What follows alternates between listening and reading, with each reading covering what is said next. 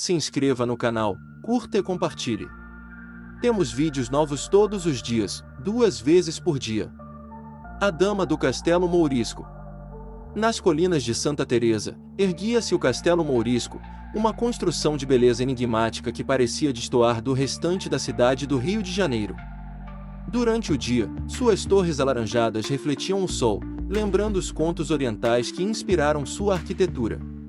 Mas quando a noite caía, o lugar se transformava em algo opressor, como se uma sombra invisível repousasse sobre suas paredes. Muitos moradores evitavam passar diante do castelo após o pôr do sol. Histórias corriam sobre uma figura feminina de vestido antigo que aparecia nas janelas do torreão, observando os transeuntes com um olhar frio. Diziam que era a Dama do Castelo Mourisco, uma presença que nunca deixará o lugar desde a sua morte misteriosa, décadas atrás. Segundo os relatos, a mulher fora esposa de um aristocrata espanhol que trouxe a família ao Brasil no início do século XX. Ela se fascinara pelas festas da alta sociedade carioca, mas acabou tomada por uma melancolia inexplicável. Seu fim trágico foi envolto em silêncio, com versões que falavam de suicídio, outras de assassinato. O castelo permaneceu como herança maldita, mudando de donos ao longo do tempo, mas sempre sendo abandonado após poucos meses de residência. O motivo era sempre o mesmo: gritos durante a madrugada, passos no sótão e o vulto da dama que caminhava pelos corredores. Certa noite, um grupo de jovens decidiu desafiar a lenda. Armados de lanternas e câmeras, entraram pelo portão enferrujado, movidos pela curiosidade e pelo desejo de gravar um vídeo para a internet. Não sabiam que cruzavam o limiar entre o mundo dos vivos e o domínio da entidade que os esperava. O ar ali dentro era pesado, como se o tempo tivesse parado. As paredes estavam cobertas por infiltrações e quadros empoeirados que retratavam rostos sérios, quase acusatórios.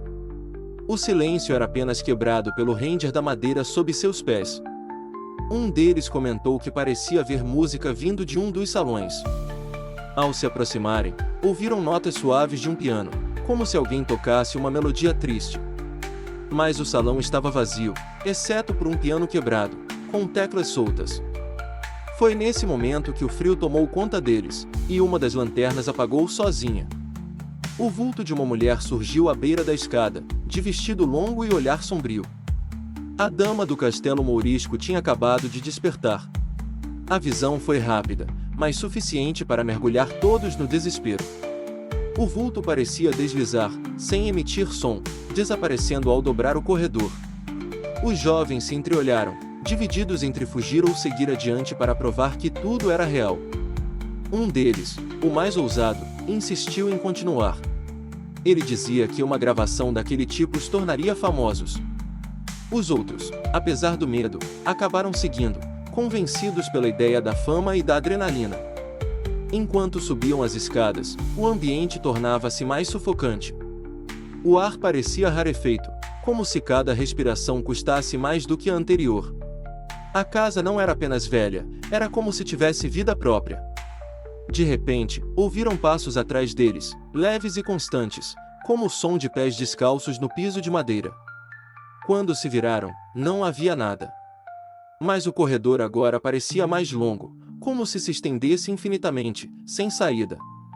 O rapaz que liderava sacou o celular para gravar, mas ao mirar a câmera, todos viram algo que não estava diante deles a olho nu: a mulher parada bem atrás, com o rosto coberto por um véu.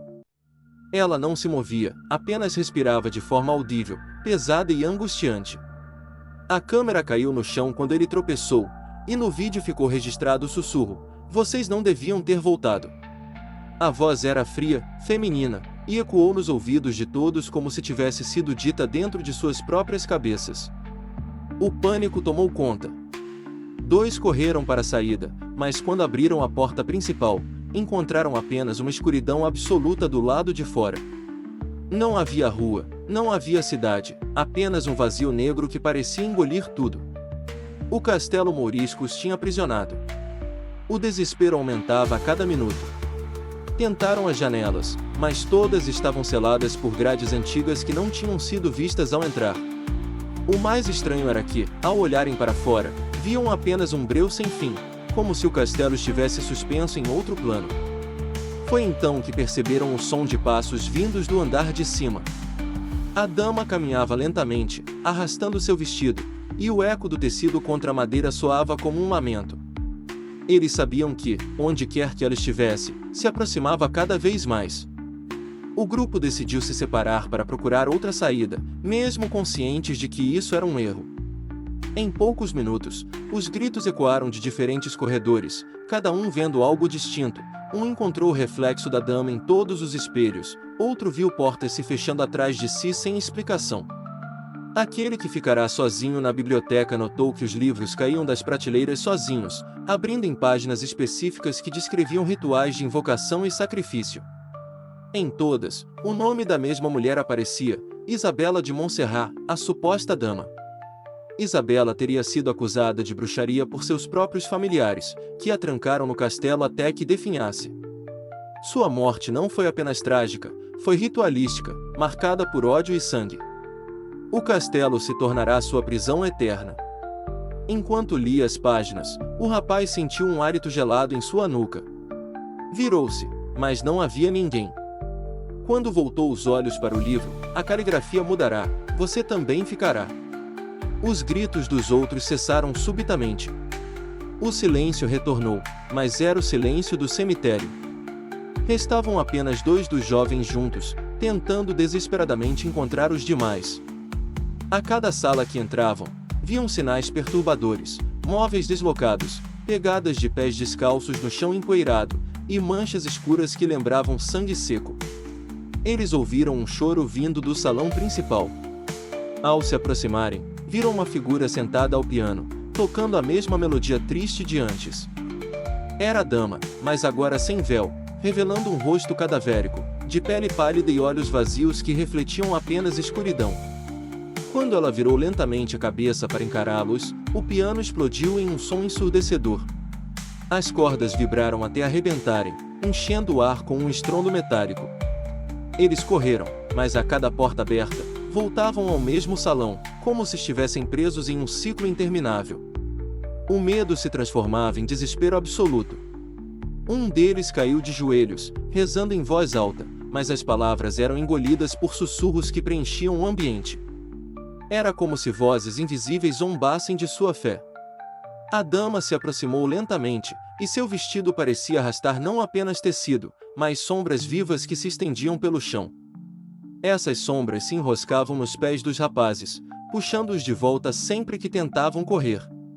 Um deles foi envolvido por completo, arrastado para dentro das trevas, desaparecendo sem deixar rastro. O outro, desesperado, conseguiu se soltar e correu até encontrar uma escada que não lembrava existir. Subiu tropeçando, até chegar ao torreão. Lá em cima, encontrou apenas uma janela aberta para o nada.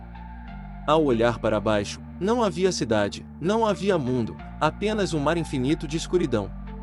A voz da dama sussurrou em seu ouvido: agora você entende, ninguém sai. O último sobrevivente estava encurralado.